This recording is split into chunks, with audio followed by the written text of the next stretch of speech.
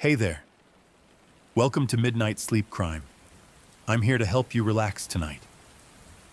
I know many of you use this video to fall asleep, so before you get too cozy, don't forget to like the video and subscribe to the channel.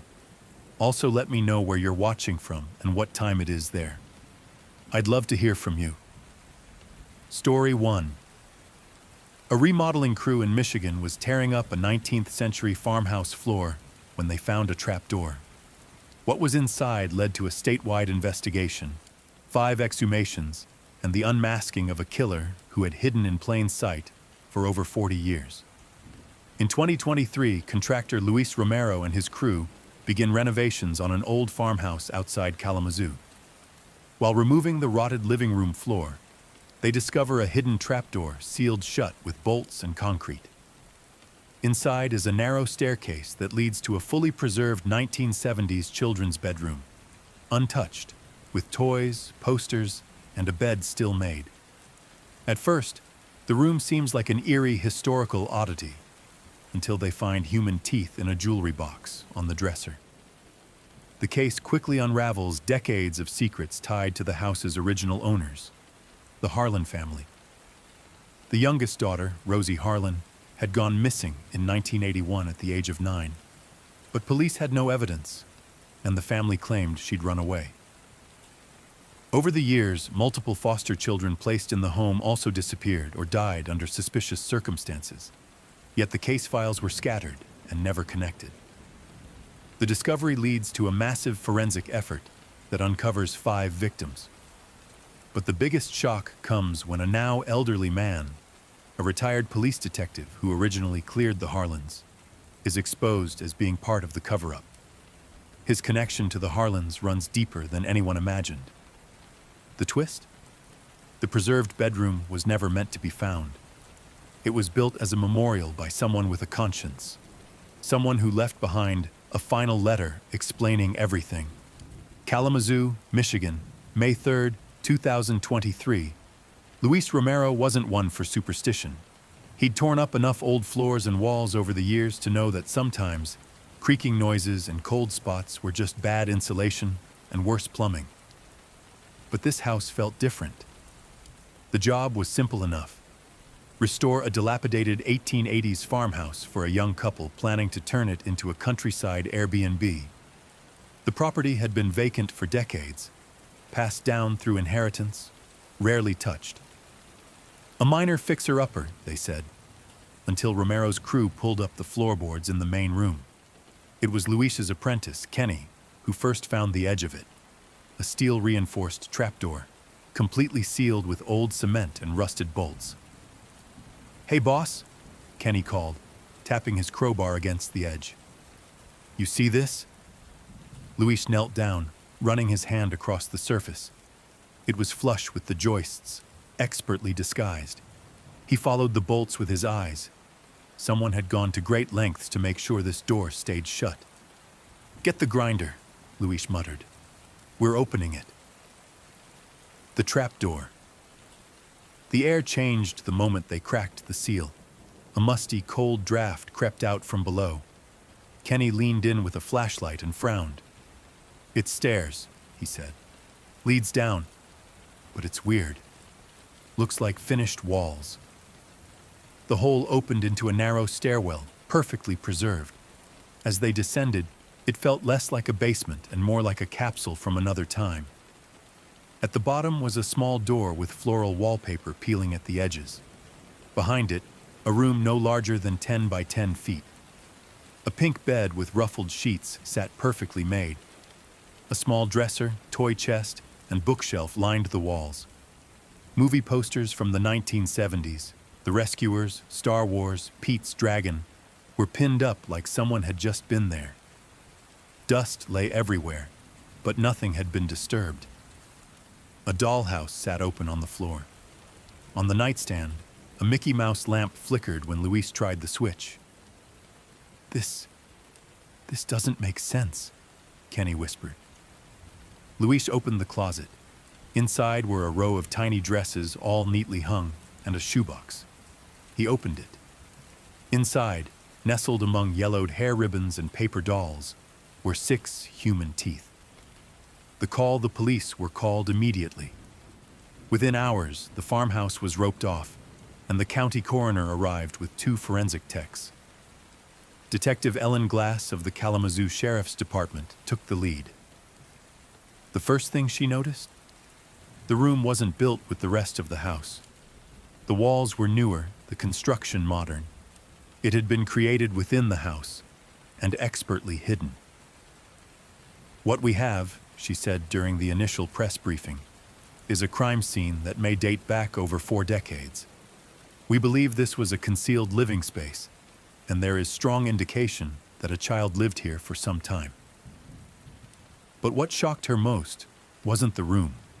It was the house's history. The property had belonged to the Harlan family until 1997, when the last surviving member, Anne Harlan, was placed in hospice care. The Harlans had 4 children, but only 3 remained in the public record after 1981.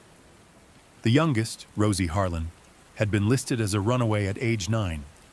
The official report was thin. No signs of foul play, no autopsy, no evidence. But now, a child's room was buried beneath the house, one that no one had known existed. A room designed to be locked, forgotten. The survivor. 3 days later, the story broke statewide. Images of the hidden room appeared across news channels, the headline reading, "Secret Child's Room Found Beneath 19th Century Farmhouse in Kalamazoo." That's when the phone call came. Detective Glass picked up on the 3rd ring. "This is Ellen," she said. The voice on the other end was shaky, elderly, a man. "I know that house," he said. "I lived next door until 84. My name is Martin Blanchard. I remember Rosie." Ellen's ears perked up. "You were neighbors with the Harlans?" "Yeah," he said. "And I remember things. Screaming, mostly. And once she threw a note over the fence. I was just a teenager. I didn't do anything." "What did the note say?" There was silence for a moment. She wrote, "I'm not allowed to leave, but I'm still here. Please tell someone. My name is Rosie." A pattern emerges. The cold case unit began a full reinvestigation of Rosie's disappearance. While combing through the original police files, Detective Glass found inconsistencies, officers' notes missing, evidence never processed, and one name stood out. Detective Charles Lenning, the lead investigator at the time, had signed off on Rosie's case within 48 hours, an unusually short window for a child disappearance. He had since retired, now living 2 counties over. Glass made contact. "What do you remember about Rosie Harlan?" she asked. "Runaway," Lenning said flatly. "No sign of abduction. Parents said she'd been troubled. Case was closed. No foul play." "You didn't find it odd that a 9-year-old could disappear without a trace?" "I followed protocol.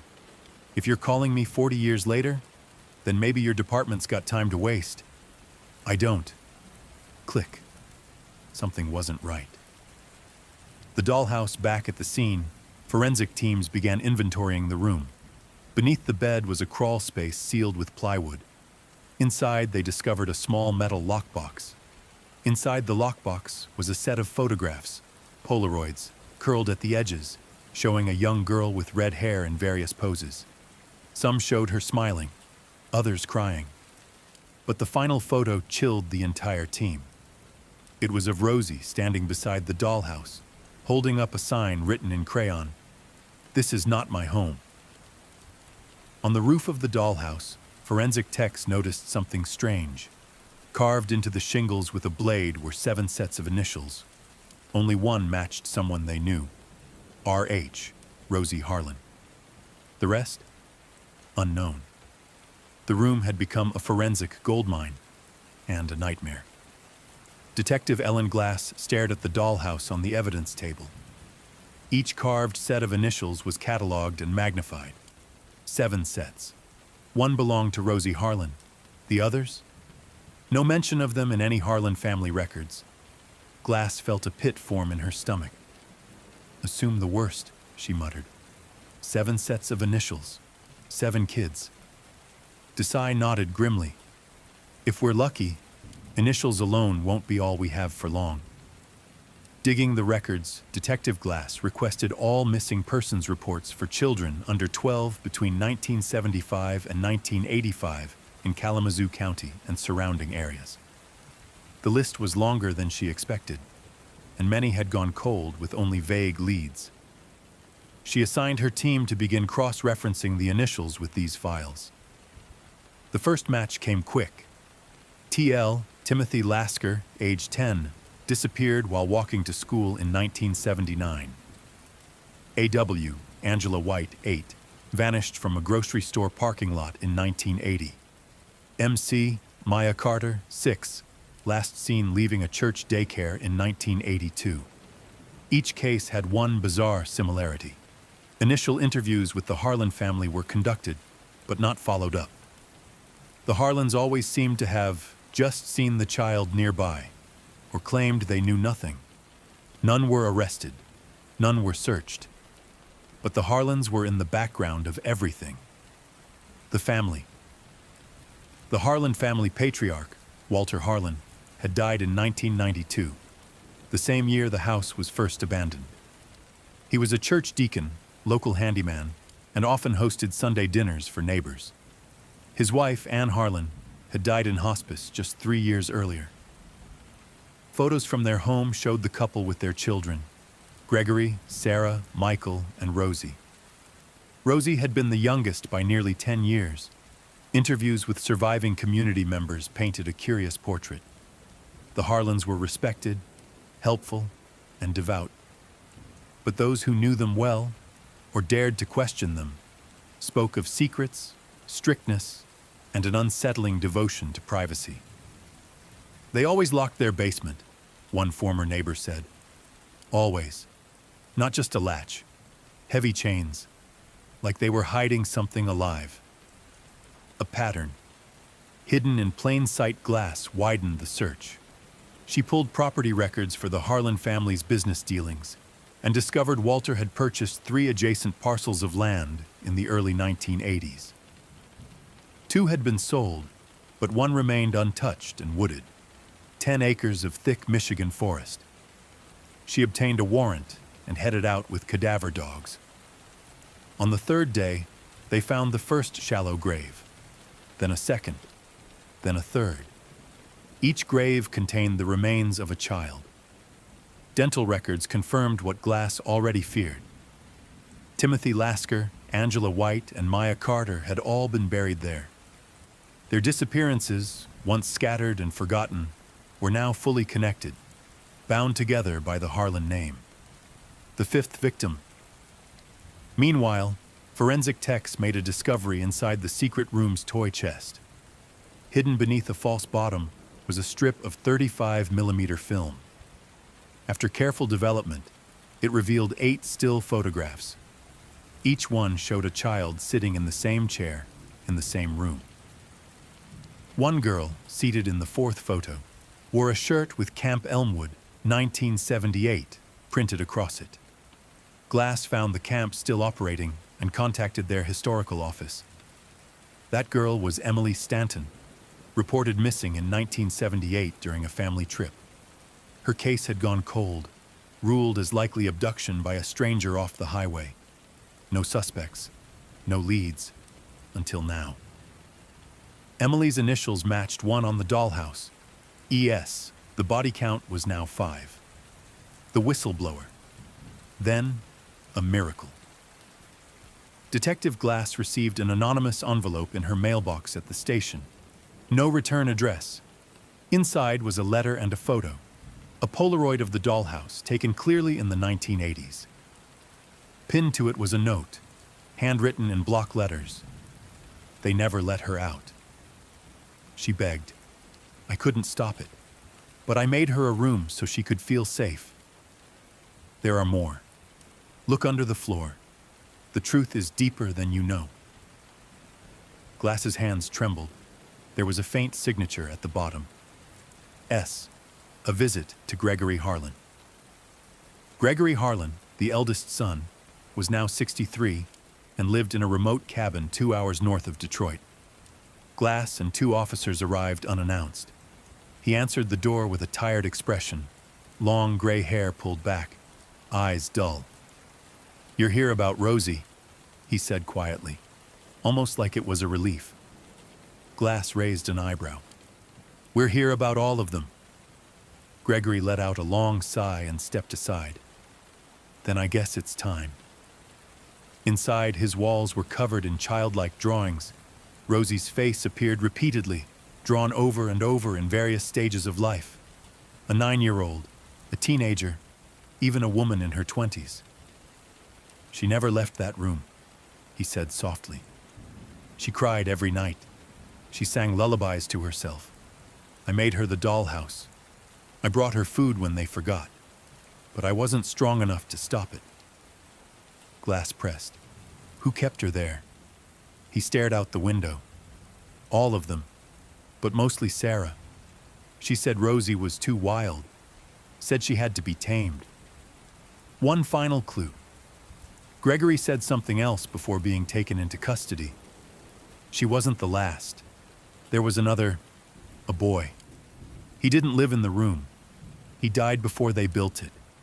The floor, the one Rosie slept on, that's where they put him.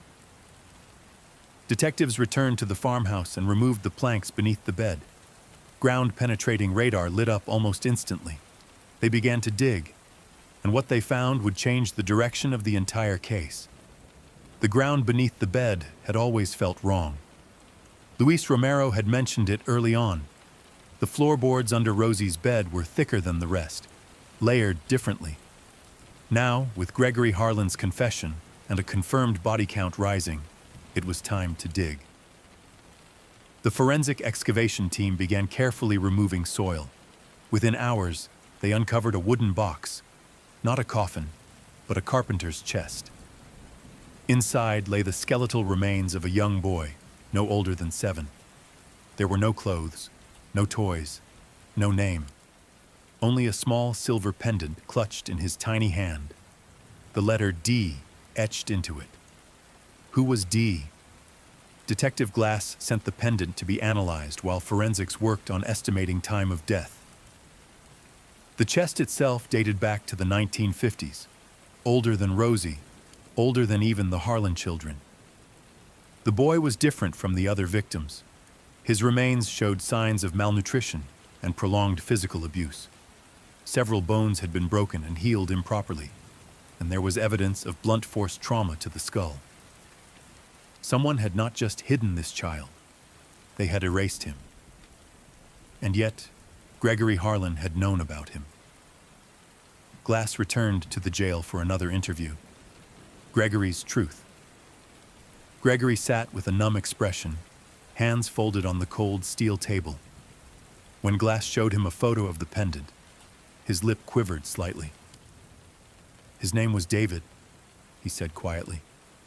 "He was our cousin, sort of. He came to live with us in 1971, I think. I was 9. Rosie wasn't even born yet." "Why was he there?" Glass asked. Gregory paused. "No one ever said. One day he was just in the attic. Mom said he was special and couldn't go to school. Dad said the state didn't need to know, so he lived with us, but he wasn't allowed to speak unless spoken to." He looked down at his hands. "I think my parents were paid to keep him. A hush job, foster system loophole or something. But they never filed paperwork. He wasn't on any records. Sarah used to call him the ghost in the walls." "What happened to him?" Glass pressed. Gregory didn't look up. "Sarah said he saw something he wasn't supposed to. Maybe something Dad did. One day she told me David ran away. But I knew. I heard the hammer. I heard him scream." State records and a missing name Glass requested state foster care and orphanage records from the late 1960s to early 1970s. Several files were missing. One in particular stood out, a child identified only as Infant DJ, placed into temporary care in 1966 after his parents died in a house fire. No adoption paperwork, no foster family placement. The last entry listed a caseworker, Howard Ellison, now long deceased, DJ, the initials carved into the dollhouse roof. Glass sat back in her chair, realizing what it meant. The dollhouse wasn't just a memorial, it was a roll call, and David, the earliest victim, had been buried beneath it, while others were imprisoned inside it. The family web, it became clear. The Harlans had operated more like a cult than a family. Walter Harlan ruled with an iron fist, and Anne backed every decision. Sarah, the oldest daughter, had become the enforcer, cold, calculating, cruel. Michael was mostly absent from records, having died in a car accident in 1991. Gregory had been the only one to show remorse. With David's discovery, the body count rose to 6, but one set of initials on the dollhouse still had no match. L.B. Glass believed that L.B. was someone recent, someone closer in age to Rosie, or even after, someone they hadn't uncovered yet. She requested forensic scans of the entire house. The walls have secrets. While scanning the upstairs hallway, one tech noticed something odd behind a stretch of wall near what would have been the children's bedrooms.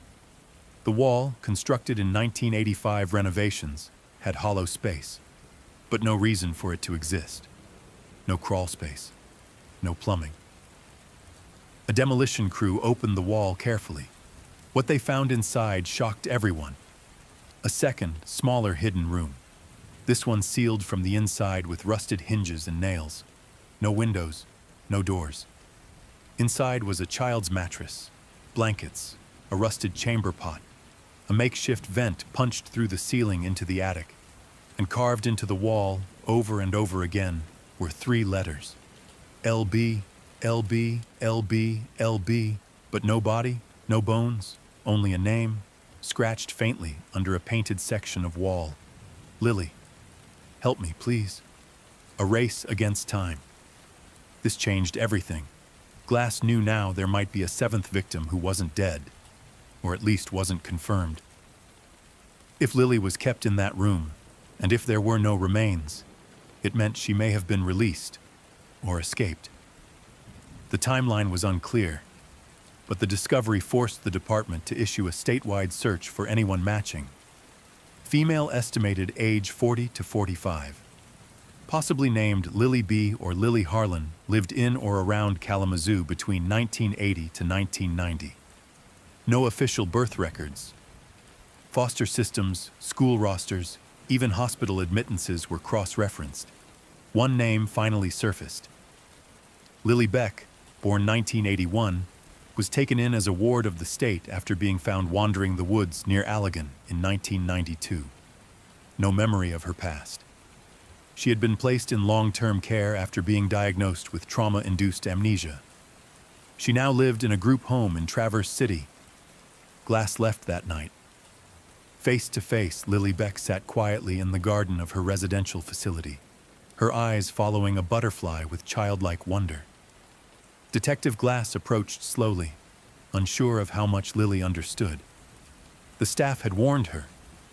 Lily had limited verbal ability, though her mind was sharp in unexpected ways. Lily, Glass said gently, showing her a photo of the dollhouse. Do you remember this? Lily's eyes locked onto it. She reached out and gently tapped the tiny roof, right where her initials had been carved. She began to hum, softly, a tune faint and broken. Glass froze. It was the same lullaby Rosie had been recorded singing on one of the tapes. Lily looked up at her, and for the first time, spoke a full sentence. Rosie was my sister. Detective Ellen Glass sat across from Lily Beck in a quiet room of the residential facility. The moment Lily said Rosie was my sister, the entire investigation took a dramatic shift. For months, Rosie had been the tragic centerpiece of a cold case turned serial investigation. But now, a survivor had emerged. Someone who had lived inside the walls, who had breathed the same damp, secret air as Rosie. And she wasn't just a victim, she was family. Glass steadied her voice. Lily, can you tell me about Rosie? Lily's eyes shifted toward the window, where the light filtered through trees. She hummed the lullaby again. Then she whispered, "She braided my hair. We made stories in the dark." That was all she said, but it was enough. Confirmation. Back in Kalamazoo, DNA tests were fast-tracked. A hair strand from Lily was compared to samples recovered from Rosie's belongings. Within 48 hours, the results came back. 99.94% sibling match. Lily Beck was Lily Harlan, the final unconfirmed child from the dollhouse roof carvings. Born in 1981, just 2 years before Rosie disappeared. But something didn't fit. Lily was born after Rosie was hidden away in the room. Glass consulted with child psychologists and legal historians. It became clear Rosie may have been imprisoned first. But Lily had been born into that horror, raised within captivity. Her entire childhood spent inside walls, hidden from the world. She didn't disappear. She simply never existed on paper. That made her survival all the more remarkable. Into the attic. With Lily's memory still fragile, Glass returned to the farmhouse. This time she focused on the attic. Gregory had mentioned David being kept there before Rosie. If Lily had also been hidden, there had to be some record, something tangible. Behind a false panel, they found it. A narrow shelf built between the joists, filled with spiral notebooks. Nearly 20 of them, written in a cramped, obsessive scrawl. The initials R.H., Rosie Harlan, were on the inside of each front cover. The notebooks were diaries, pages and pages of entries written in isolation. Lily's hair is soft. She asked why we don't go outside. I told her this is where we live. She cried. I sang to her. Sarah says I'm too loud. I think she hurt Lily. I saw bruises. I'll hide her when I can. We heard a dog barking. I pressed Lily's hand to the vent so she'd feel it. I told her the world is real. She didn't believe me. The entries ended abruptly in 1991. Glass could hardly breathe as she flipped through them. They didn't just confirm the abuse. They confirmed intent, calculation, generational cruelty. Rosie had been mothering Lily while they were both prisoners. The cover-up, everything about the case now pointed to Sarah Harlan, the enforcer, the controller, the surviving daughter who had somehow evaded the spotlight during the family's disintegration. She'd moved out of Michigan in the late 90s and changed her last name. It took 2 days to find her. She was living in Arizona under the name Sarah Lenning, married to the very same retired officer, Charles Lenning, who had dismissed Rosie's case in 1981. The connection finally came full circle. Sarah had married the cop who buried the case.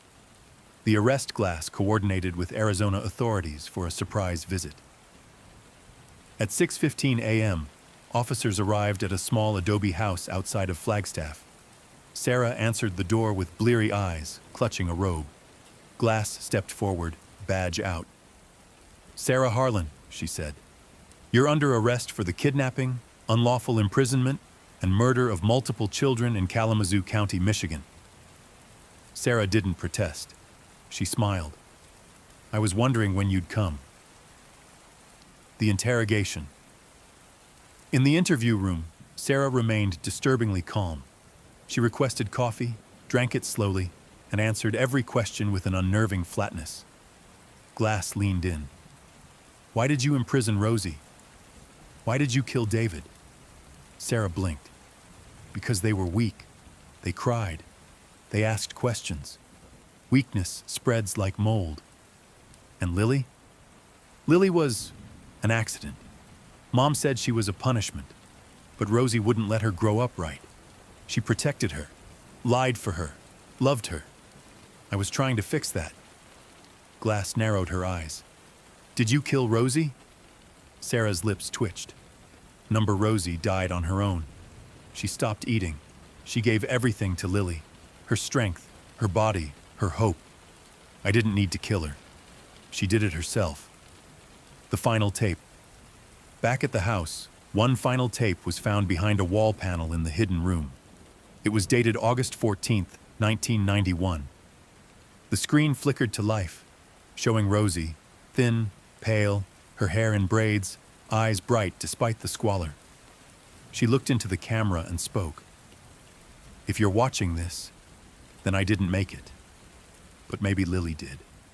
Maybe she found the vent, or the door, or maybe someone finally cared enough to look.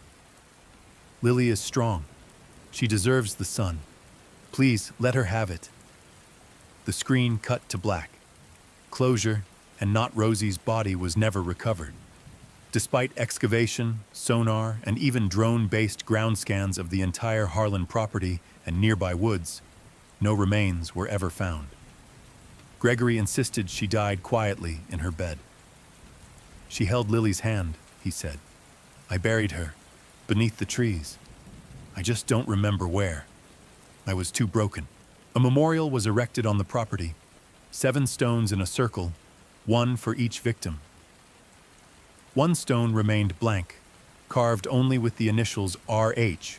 Lily attended the ceremony. She held a sunflower in one hand and one of Rosie's notebooks in the other. She didn't speak, but when the wind rustled the trees, she smiled. The Harlan farmhouse was scheduled for demolition. Too many bodies, too many memories, too much darkness soaked into its foundations. After multiple exhumations, arrests, and media storms, the county deemed it unsalvageable. But before the wrecking crews moved in, Detective Ellen Glass received one final request from Lily Beck. She wanted to go back, not alone and not for long, just long enough to stand in the place she once thought was the entire world. Glass arranged for a quiet, supervised visit. No cameras, no press, only Lily, 2 caseworkers, and Glass herself. Returning to the room. The door to the hidden room had been removed and stored as evidence. Now, the gaping square in the living room floor stood exposed. A narrow wooden stairwell descended into still air, heavy with mildew and memory. Lily stood at the top of the steps, trembling. Glass offered her a hand. You don't have to go down. But Lily did. She descended 1 step at a time, her knuckles white against the handrail. When she reached the room, she stopped in the doorway. Her eyes scanned the place she had once lived. The pink walls now stripped of wallpaper. The bed frame rusted, the air heavy with rot. She walked slowly to the corner near the bookshelf and knelt. With a shaking finger, she traced a faint line on the wall. L plus R equals sunlight, it read. Lily closed her eyes. She remembered. The secrets of the floor before demolition, Ellen requested one final ground scan beneath the secret room's foundation. She had a hunch. Rosie's body hadn't been found above or in the woods. But what if Gregory, scared of discovery, buried her beneath the place she loved most?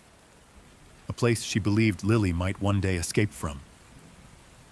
This time, they scanned deeper, past the false base and below the concrete piers. The radar beeped. 6 feet below the northwest corner of the hidden room, there was a cavity. The crew excavated carefully, and within 2 hours, unearthed a small wooden box wrapped in plastic. Inside were fabric remnants, a gold necklace, and skeletal remains. Dental records, matched against Rosie's childhood dental visits from 1977, confirmed the truth. Rosie Harlan had been found. The news breaks again. The media swarmed once more. Final victim of the Harlan family discovered beneath secret room blared across national headlines. News vans crowded the property for days. Everyone wanted the image. The angel of the floor, the girl who had sacrificed her life to shield her sister. Rosie's photo, red hair, gap-toothed smile, became iconic. People demanded justice, memorials, documentaries. Glass ignored them all. She wasn't interested in selling a story. She was interested in finishing it. The final charges with Rosie's remains recovered, the prosecution had its final nail. Combined with diaries, photos, forensic evidence, and Lily's testimony, even limited, the case against Sarah Harlan became airtight. She was charged with 5 counts of first-degree murder, 2 counts of kidnapping and unlawful imprisonment, conspiracy to cover up child abuse and deaths, accessory to murder in the deaths of David, Maya, and Rosie Charles Lenning. Her husband and former officer was charged with conspiracy, obstruction of justice, and tampering with evidence. He pled not guilty, but after just 2 weeks in county jail, he was found dead by suicide in his cell. His final note read, "I told myself I didn't know, but I knew." Rosie's room reconstructed. In the months following the trial, a group of trauma therapists, survivors, and child advocacy workers launched a project in Rosie's honor. They called it the Hidden Room Project, a touring installation designed to replicate the room Rosie lived in, based on crime scene photos and diary entries. But with one key difference: visitors exit through a door Rosie never had, one marked with sunlight. The exhibit served 2 purposes: education, highlighting the dangers of isolation, the flaws in the child welfare system, and the importance of investigating missing children thoroughly. Memorial, honoring Rosie, David, and the others who didn't survive. Lily was present at the ribbon cutting in Kalamazoo. She stood silently as a choir of children sang Rosie's favorite song, "You Are My Sunshine." She cried, and for the first time, she didn't hide it. The house falls on a cold, overcast morning. Bulldozers arrived at the Harlan property. Lily didn't attend, but she asked Glass to bring her a piece of the door. Just a sliver. A reminder that she had lived and escaped and survived. As the first wall crumbled, a burst of dust shot upward like a spirit breaking free. The last thing to fall was the secret room's foundation, and with it, the final remnant of what had once been Rosie's prison and Lily's cradle. A new life. Lily Beck began therapy in earnest after that. With professional help, her memory slowly returned, fragment by fragment. She remembered a birthday. She remembered Rosie teaching her to read with picture books. She remembered pretending the ceiling vent was a window to the stars. But most of all, she remembered feeling loved, not by her parents, not by Sarah, but by Rosie. Fiercely, unconditionally. She began writing, first with assistance, then on her own. Her memoir, Rosie's Light, would go on to become a bestseller. She ended it with the same words Rosie spoke on the final tape. Maybe someone finally cared enough to look. Just when Detective Ellen Glass thought the case had reached its conclusion, a call came from the evidence archives. A box, misfiled, mislabeled, and nearly discarded, had been found in the basement of the county sheriff's office. It had been retrieved during the original Harlan property search, but had never been properly cataloged. Inside were 8 cassette tapes, each labeled with only a date. The earliest, February 2nd, 1983. The latest, July 9th, 1991. Glass ordered a secure playback setup in the forensic media room. The contents, she suspected, might be grim, but they could also be vital. What they revealed changed everything, again. Tape 1, Instructions. The first tape was purely audio. A man's voice, low, firm, eerily calm, spoke into the recorder. This will serve as proof of instruction. The girl will remain downstairs until she learns. You are not to engage unless necessary. Sarah, this is your duty. You are the strong one. Glass froze. The voice belonged to Walter Harlan, the family patriarch. Rosie must be broken of her will. She speaks too much. She asks too much. If she is to be of use, she must obey. There was no remorse, no conflict, just cold doctrine. It was clear now. Rosie's imprisonment wasn't a spontaneous act of abuse. It was systematic and carefully constructed. A belief system rooted in dominance, control, and religious extremism. Tape 2. Disobedience. The next recording was from 3 months later. A scuffle, muffled cries. Then a young girl's voice, Rosie's, trying to reason. "I'm sorry. I just wanted to see the sky. Please, I'll be good." Then came a slap. A woman's voice, sharp and cold. "Sarah, you don't get to make wishes. You're a sinner. You stay here until you're fixed." The tape ended with the sound of Rosie softly singing to herself. The same lullaby. Glass clenched her fists. Every inch of this case revealed deeper evil. Tape 3. Arrival. This recording was the most disturbing so far. Footsteps echoed on wooden stairs, a baby crying. Then Sarah's voice hushed. "Shh, shh. I know, it's cold down here, but she'll take care of you. Rosie knows what to do." Then Rosie, her voice much older now, shocked. "Who is she?" "Your sister. Her name's Lily. Don't let her forget who you are." The crying continued. "Rosie, what am I supposed to do?" "Sarah, be her mother, or she dies." The tape clicked off. Tape 4. Visitors. Glass's eyes narrowed as she played the 4th tape. This one included a voice she recognized, a child welfare officer from the 1980s.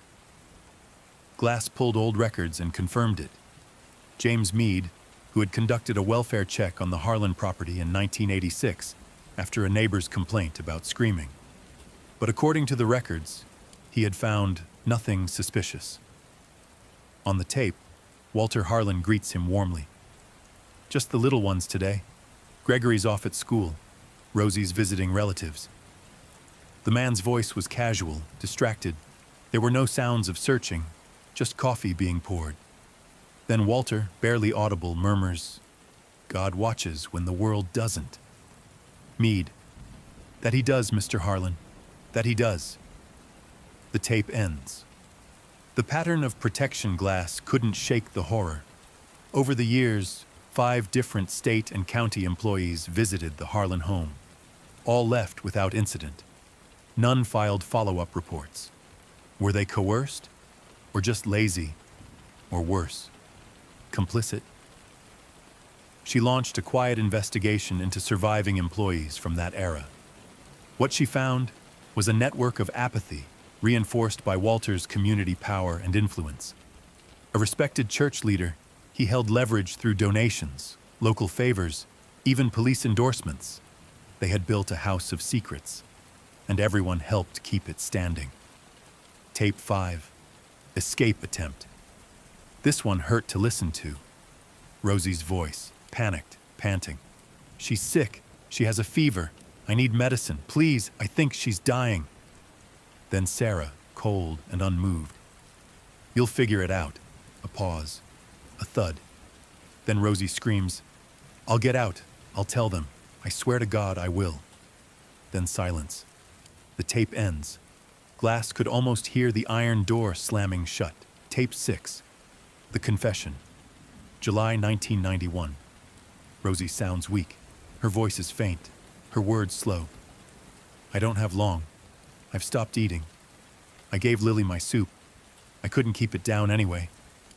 She coughs. "If someone ever finds this, please don't let her grow up in here. I tried. I tried to be enough. I'm sorry, Lily. I'm sorry I couldn't be more." The tape hisses for several minutes.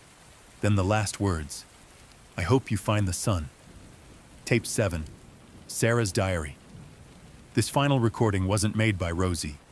It was Sarah.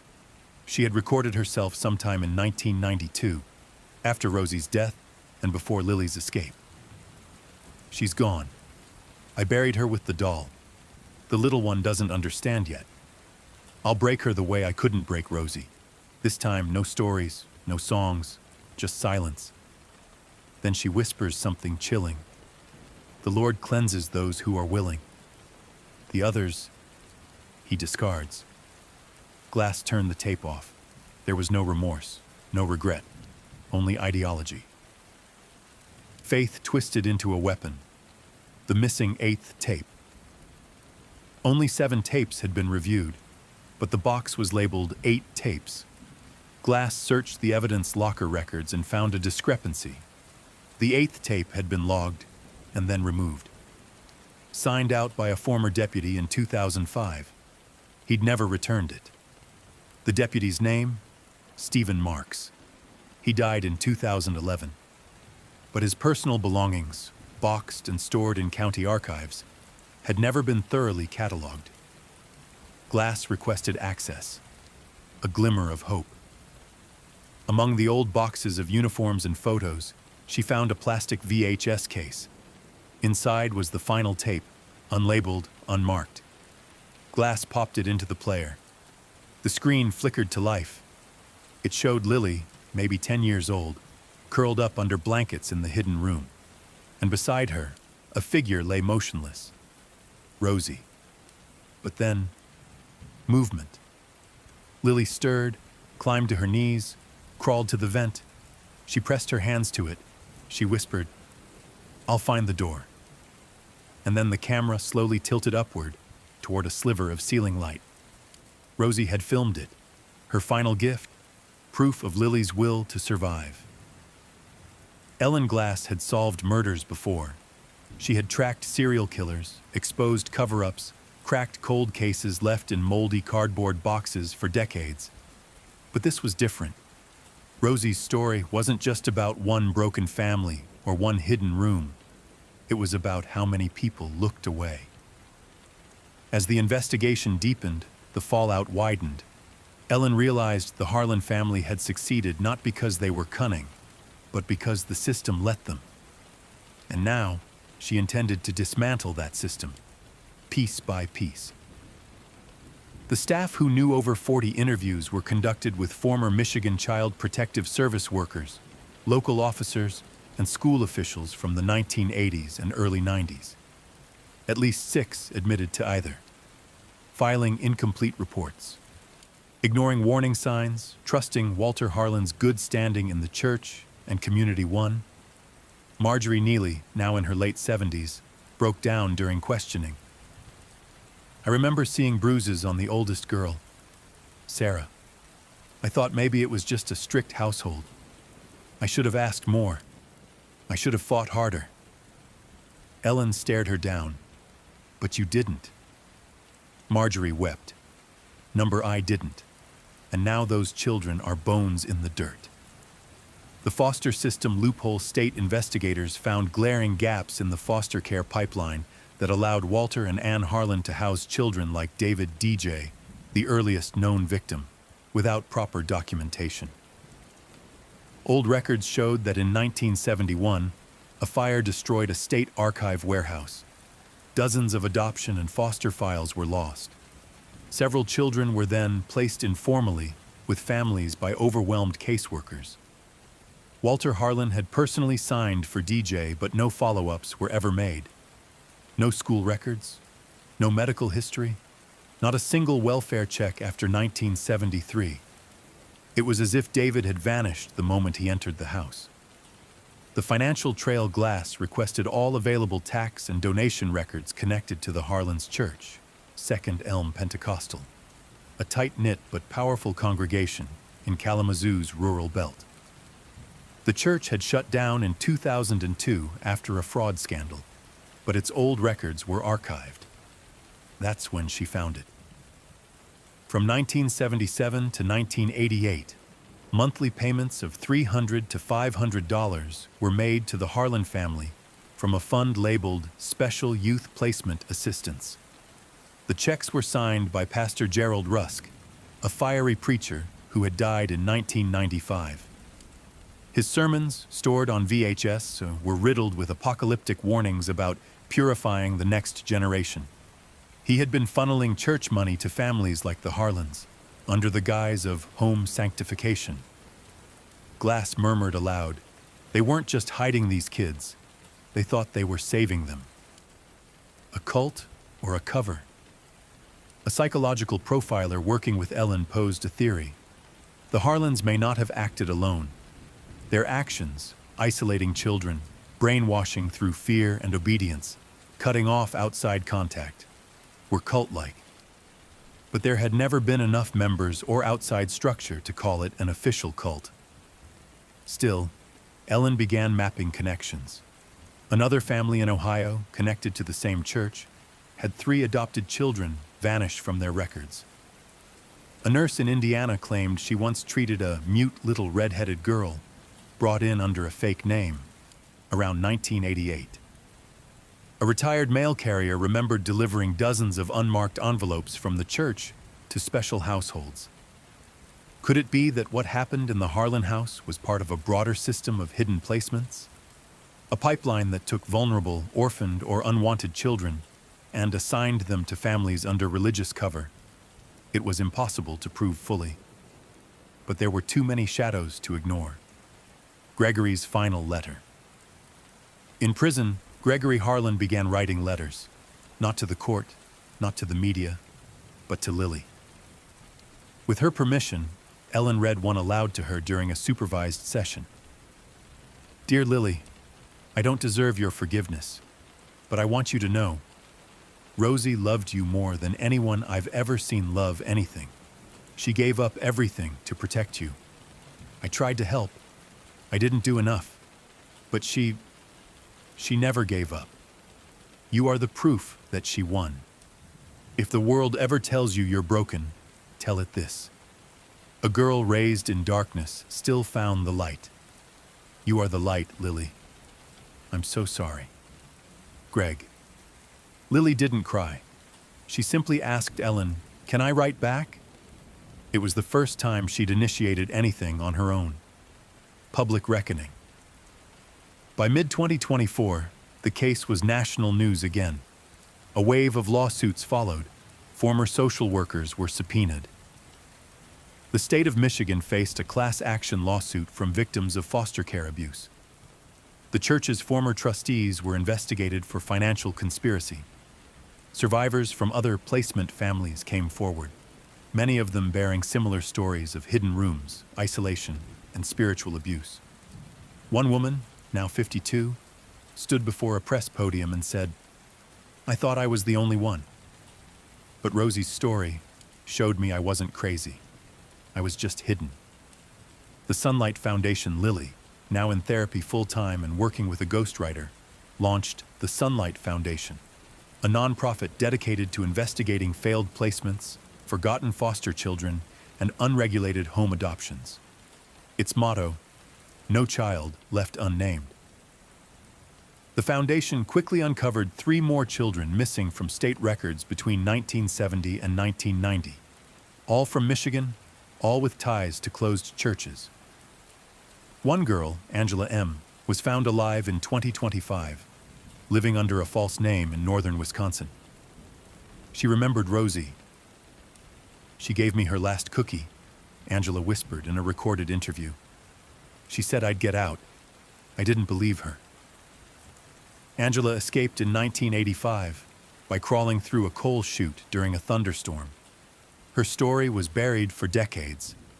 Now she too would be heard.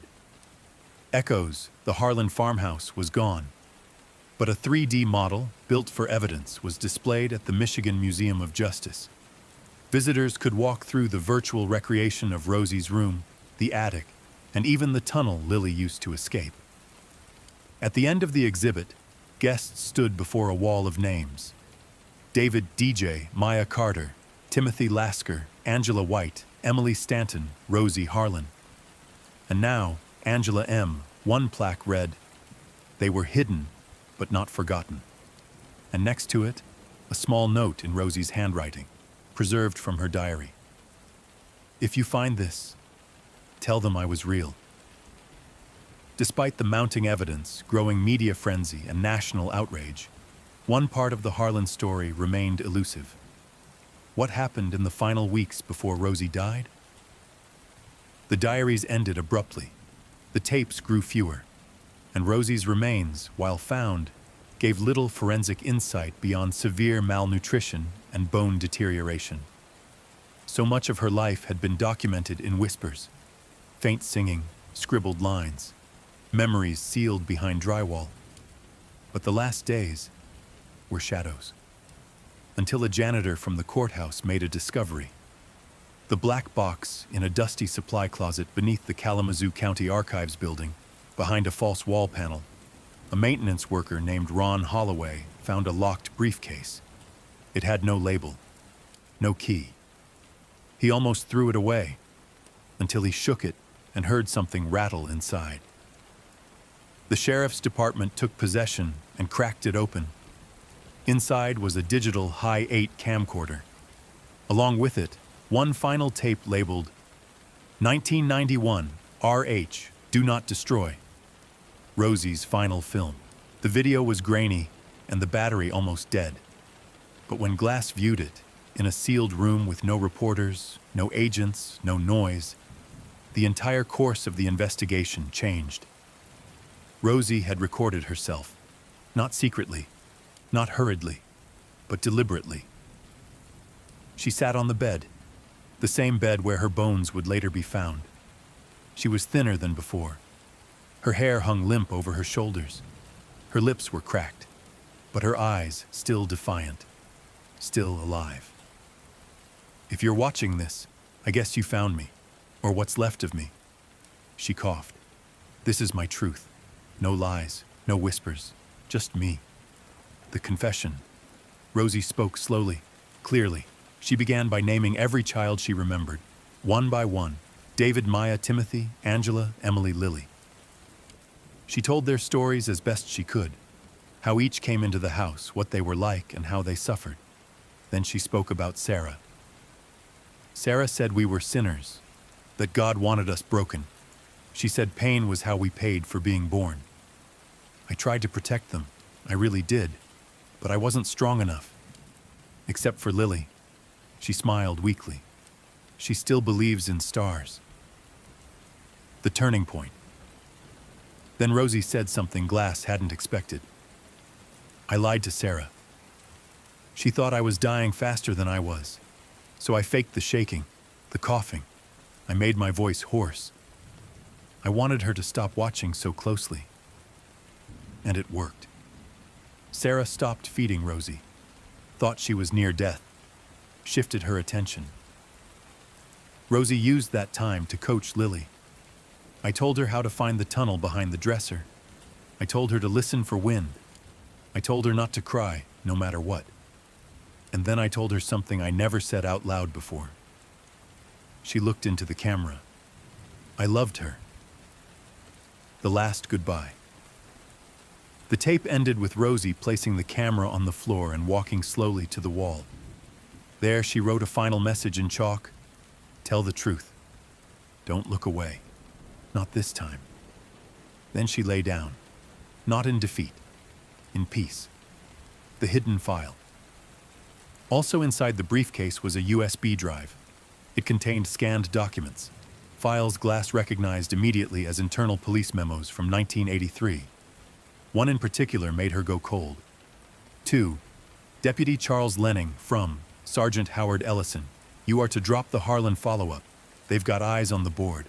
And the Reverend says it's a sacred matter. Burn the notes. This stays buried. So it had been systemic. The silencing wasn't lazy. It was intentional. Lily's voice.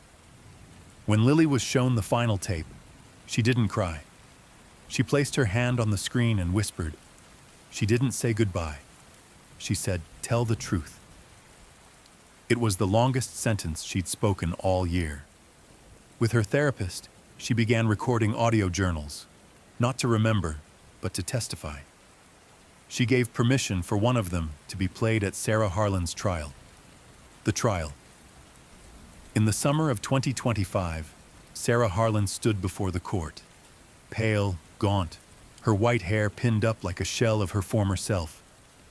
The trial lasted 4 weeks. Dozens of witnesses testified. The tapes were played. The dollhouse was presented. The room was reconstructed in photos. And then the jury heard Lily's recording. Her voice, still childlike, described the walls, the hunger, the lullabies, and Rosie's final days. When the recording ended, silence filled the courtroom. Even the bailiff cried. The verdict, on September 2nd, 2025, the jury returned. Guilty on all counts. Sarah was sentenced to 7 consecutive life sentences without parole. She showed no emotion. But as she was led away, she turned back and muttered one word: unclean. Ellen Glass turned her back on her. She had no interest in monsters clinging to false faith. The Legacy Grows Rosie's final message, "Don't look away," became a rallying cry. It was printed on t-shirts, murals, protest signs, advocacy handbooks. The Sunlight Foundation saw a 300% increase in volunteer investigators. And Lily? She spoke at a Children's Justice Summit in Chicago. Her final words: "I was raised in darkness. But darkness didn't raise me. Rosie did." By fall of 2025, the legal battle had ended. Sarah Harlan was imprisoned. The Harlan name, once shielded by community reverence, had become synonymous with generational evil. Rosie's story had made global headlines, inspiring reform, investigations, and a reckoning. But Detective Ellen Glass couldn't rest. Something still gnawed at her. There was a name Rosie mentioned in her diary: Maya. A girl said to have lived in the house only a few months. Yet there were no records, no body, no clue where she had gone. All the other children's remains had been accounted for, except hers. The hint in the garden. One day, while reviewing the digital model of the farmhouse for a museum exhibit, Glass noticed something strange: a discrepancy in the satellite imagery from 1984 compared to more recent drone footage. A cluster of trees that had been alive in the 1980s, just behind the old barn, had all died off by the late 2000s. Arborists had speculated about blight or drought, but Glass saw a pattern. The trees had formed a perfect circle, a ring of rot. The orchard that wasn't she assembled a team and returned to the Harlan property, now state-owned and sealed for preservation. They brought cadaver dogs. One dog stopped, then another, at the base of a twisted apple tree. Digging began immediately. Within a few hours, they hit wood, and beneath that, bones. Maya had been buried standing upright, wrapped in a floral bedsheet, arms folded over her chest. Her skull was cracked. The most chilling detail? She was holding something in her hands, a photo of Sarah as a teenager, with the words, "You promised," scribbled in red crayon on the back. The forgotten girl Maya Carter had been removed from her mother's custody in 1982 following reports of abuse. She'd been placed in emergency housing, paperwork incomplete, and then lost. Her birth mother died by overdose in 1984. There was no one left to look for her. Rosie had written about her once. Maya smiled even when it hurt. She said Sarah was her angel. I told her angels don't lock doors. And now, Maya was found, 43 years too late. Her body was exhumed with care and buried next to Rosie in a new memorial garden behind the museum. Visitors left paper sunflowers at her headstone. The anonymous envelope weeks later, Glass received an envelope, no return address. Inside was a photograph, a group of children sitting on a worn wooden floor. At the center was Rosie, holding a younger Lily. Maya stood behind them. David crouched at the side. The photo was decades old. On the back, a handwritten message. There were more. Glass's heart pounded. She called in every archivist, digital forensic analyst, and photographic expert she knew. Together, they enhanced the photo. In the background, half-shadowed, stood 2 other children, a boy and a girl. Unnamed, unknown. Glass had never seen them before. A secret network? She reviewed all state placements from 1975 to 1985. Cross-referenced every missing child with ties to religious foster homes or unlicensed adoptions. She searched through closed churches and defunct youth programs. The trail led her to a small, abandoned church in western Pennsylvania. There, in the rubble of a collapsed prayer hall, she found something horrifying. A wooden chest identical to the one David had been buried in. Inside, a child's dress, a lock of red hair, and a photograph. Rosie again. But this time, she was not in the Harlan house. This wasn't a single house of horrors. It was a network. The reopened files, by winter of 2025, over 19 cold cases from Michigan, Ohio, and Pennsylvania were reopened. Children who had run away, records mysteriously lost, families told to move on. Rosie's story had cracked open a regional conspiracy of forgotten children, taken under the guise of morality and faith, hidden from the world, and in some cases, discarded. The Sunlight Foundation expanded overnight. A new division, the Orchard Task Force, was formed, led by Glass. Their mission: trace every shred of documentation tied to the rogue child placement network, believed to have operated from 1971 to 1993, and they had a new lead: the man in the photograph. In the newly discovered photo, just barely visible in the background, stood an adult figure, male, wearing a long coat, hand on Rosie's shoulder. Digital enhancement revealed his face. He wasn't Walter Harlan. He wasn't Pastor Rusk. He was unknown, a stranger. And yet, when Glass ran facial recognition through old DMV and security archives, one hit came up: Reverend Paul Myers, a former pastor of a Pentecostal branch shut down in 1994 after suspected tax fraud. He had vanished, never arrested, never found, until now. The hunt begins. The FBI joined the investigation in early 2026. They dubbed it Operation Hidden Choir, targeting the suspected underground child relocation network, disguised as spiritual sanctuaries. Glass was appointed special consultant. Lily gave permission to share portions of her story for the nationwide campaign. At a press conference, Glass spoke with a trembling voice. "We thought this case ended at the Harlan house. We were wrong. It didn't end there. It began there. A candle for Rosie. Back in Kalamazoo, people left candles along the fence line where the Harlan house once stood. Children wrote Rosie letters.